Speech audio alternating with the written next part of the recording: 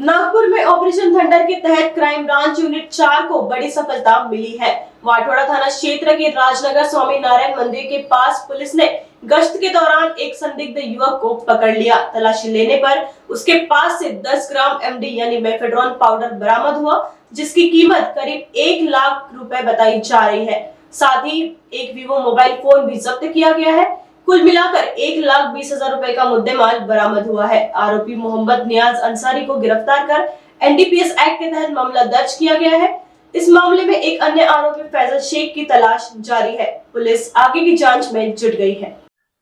दिनांक 11 फरवरीला जेव्हा आमचे कर्मचारी आणि अधिकारी पेट्रोलिंग करत होते त्या दरम्यान माहिती भेटली का व्यक्ती नाम आहे मोहम्मद नियाज मोहम्मद समसूल राहणार वाठोडा याच्याकडे एमडी आहे किंवा हा विक्री करतो असं जेव्हा आपण तिथं प्रत्यक्ष घटनास्थळी गेलो आणि चेक केलं तर त्याच्याकडे एमडीची एक पॅकेट आणि त्याचा मोबाईल मिळून आला।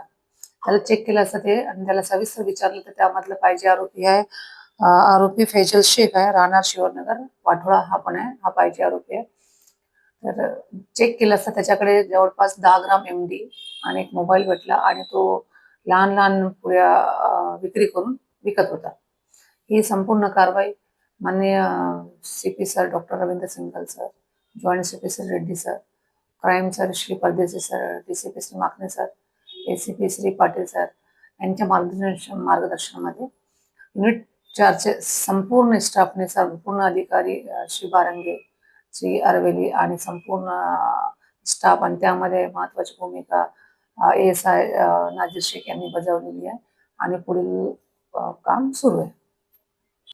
वाठोडच्या हद्दीत श्री स्वामीनारायण मंदिराजवळ एक मोकळं मैदान आहे। त्याच ठिकाणी तो तिथे निर्जन स्थळी थोडा बसलेला आहे, एजा कमी आहे तिथे आणि त्याच ठिकाणी मिळून आला ना हा जो फैजल शेख आहे त्याने सांगितलं का फैजल शेख कडून त्याने विकत आणलेलं होतं आणि हा नंतर जे पिनार आहे त्यांना विकत होता। फैजल शेख सध्या वॉन्टेड आहे, त्याचा शोध घेणं सुरू आहे। बरोबर आहे, आरोपी मोहम्मद नियाजवर एक गुन्हा आहे 2018चा 395चा आहे सध्या आणि त्या व्यतिरिक्त दुसरे कुठलेही गुन्हे त्याच्यावर नाही।